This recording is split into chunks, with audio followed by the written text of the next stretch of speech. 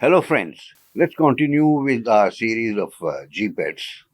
That's the global political um, environment, dealing with economy, technology, society, or social sciences, or social services put together.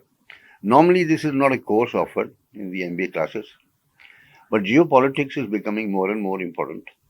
And to understand it is becoming important because some geopolitical events which take place now have their impact further down 6 months' time, 6 years' time.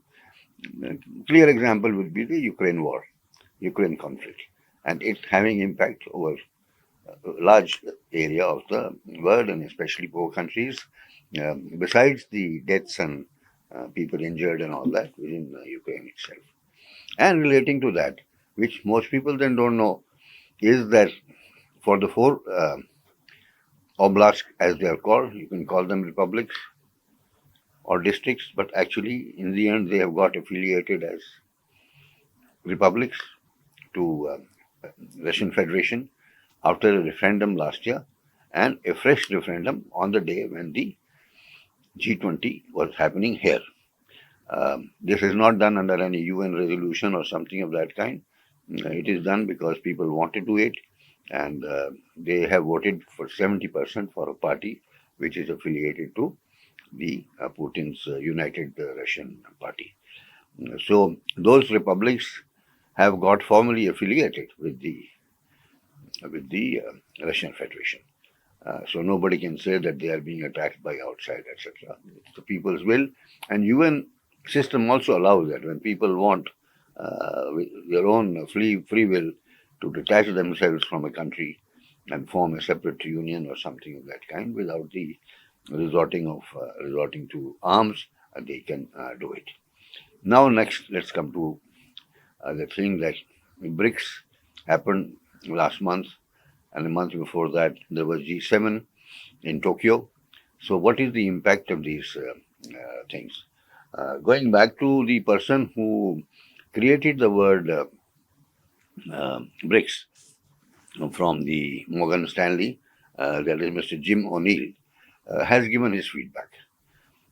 And his feedback is that compared to G20 of this year, G7 and BRICS look like sideshows. And the meaning of that is that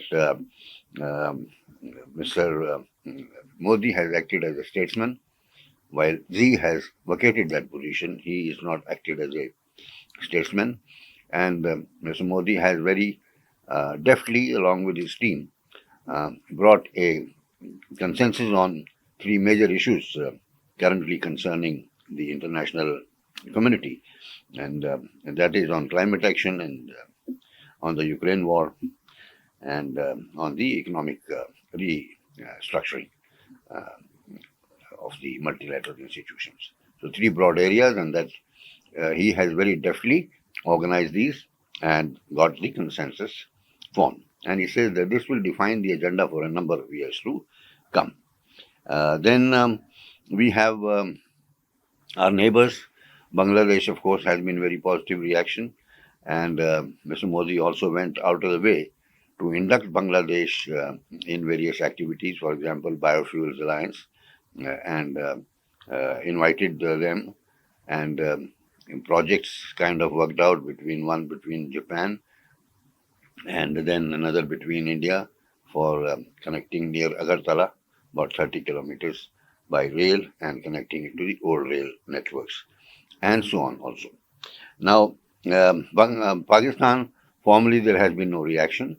They had created a blackout for this news, only country in the world to do so. Any news related to G20 was blacked out, but in these days of social media, things were circulating very, very quickly.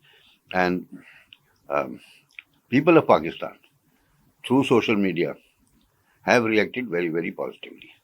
And as far as Gilgit-Baltistan is concerned, that is the old the part of the Pakistan-occupied Kashmir. They have even come out on the streets and demonstrated against the Pakistan government, against the some other communities which have come there, and in favor of India, to the extent saying that open the doors of Gilgit and we want to go to our Pushtani houses, that means ancestral houses. So that is Pakistan.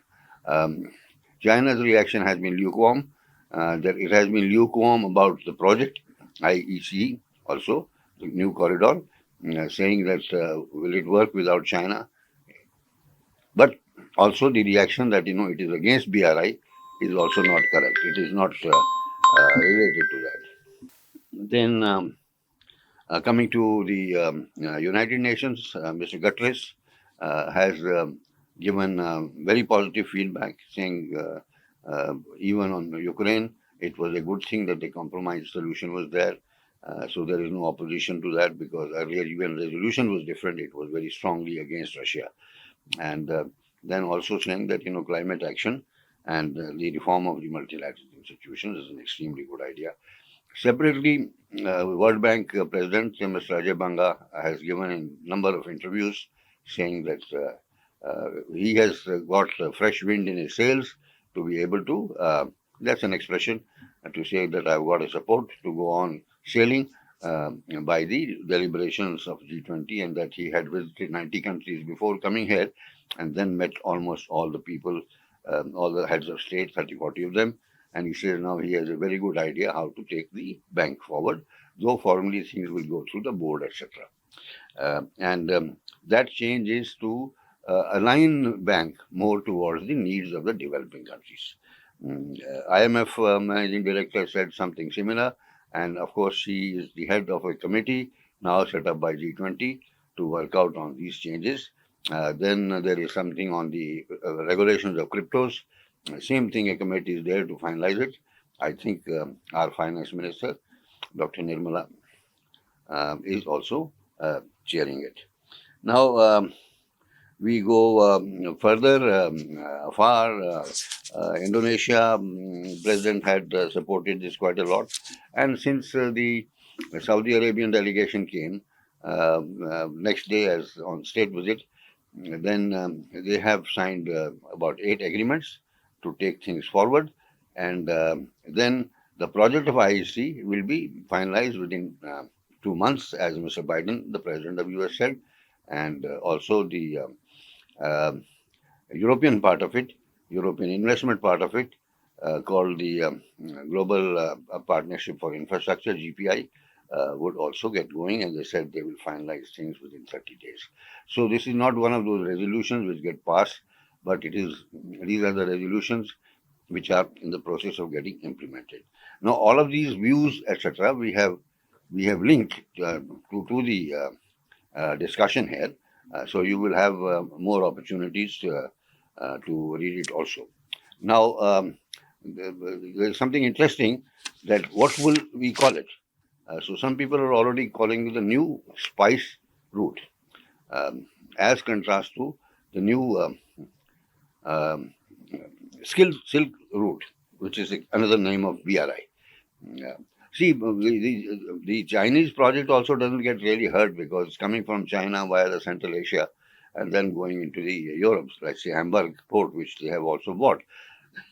So now that's a completely different line, and it does not disturb this particular area. Secondly, it's not that, if this is being made with the help and support of 8 countries, IEC, and that China will not be able to use it or Russia will not be able to use it.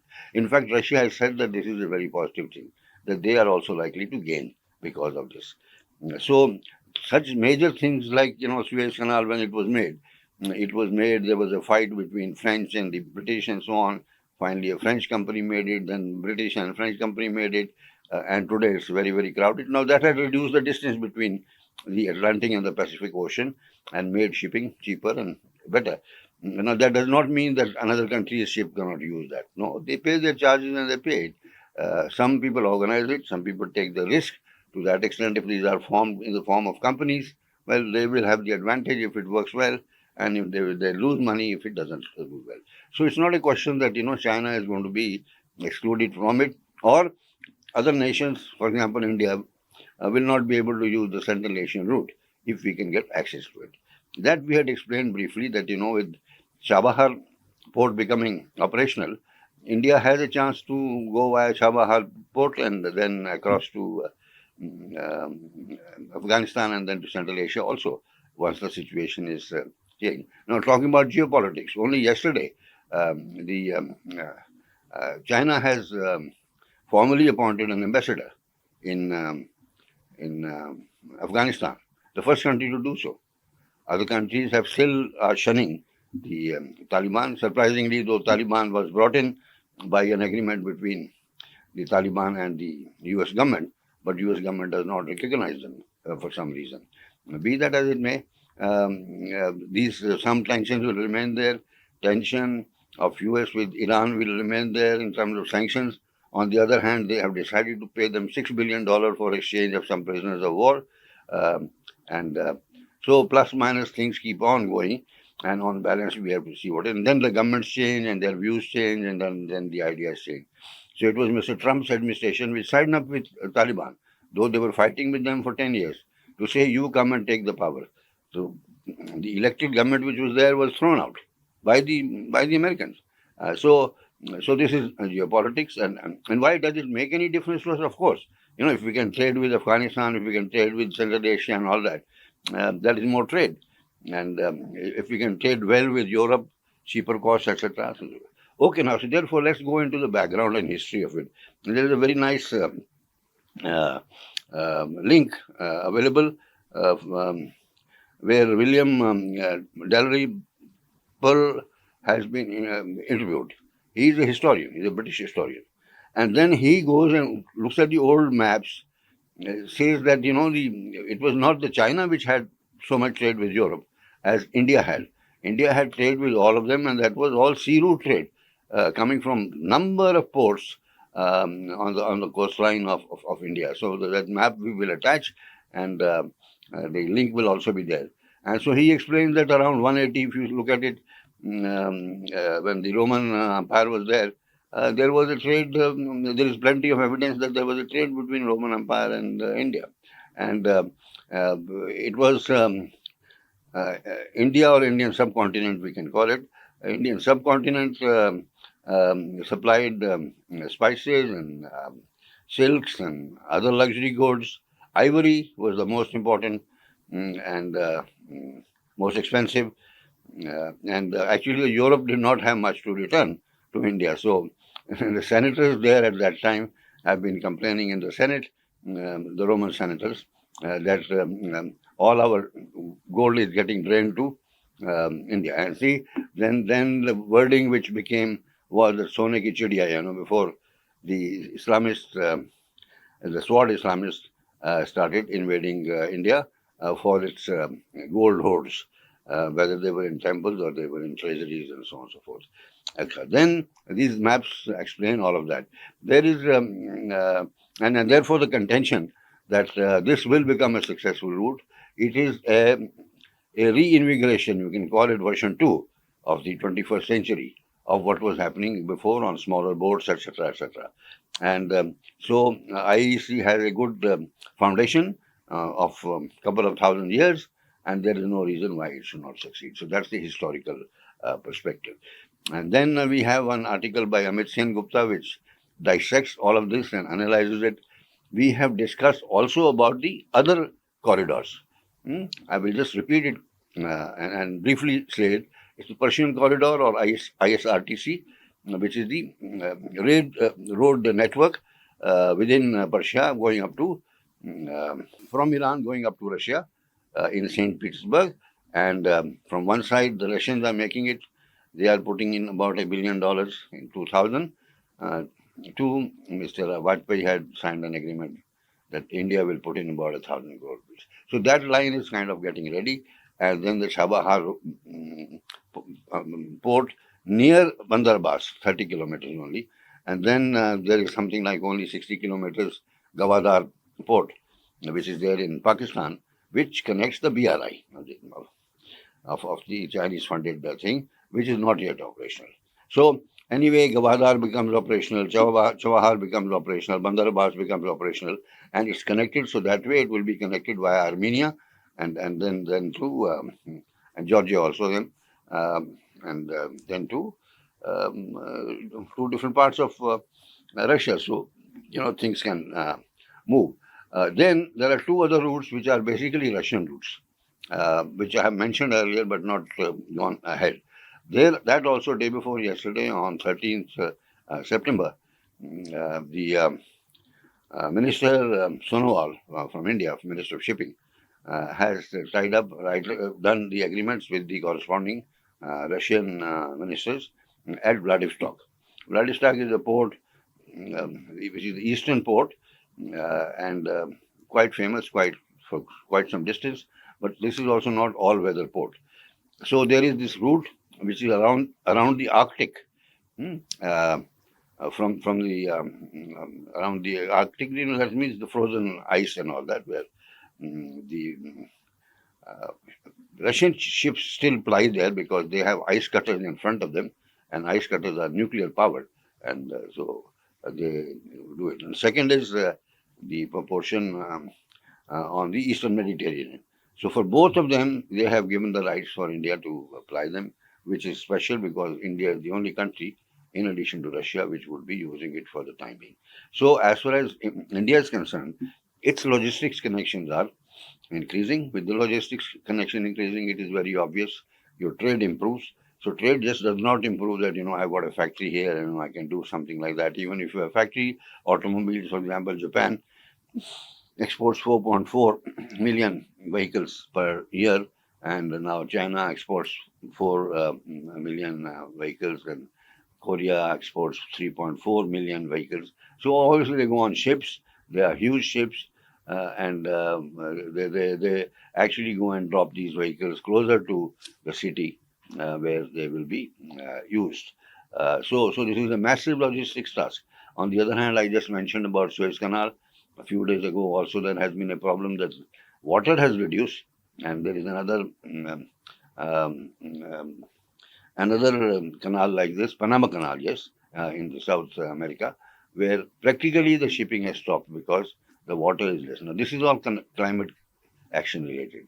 So last week we have had these three major things: Panama Canal almost getting closed down, Marrakesh, um, and then we have the water flooding in a third city. So all massive damages are there. Massive damages are there. So research has to go on there and cooperation has to be there. So it's a good platform which has got created where these things would be analyzed.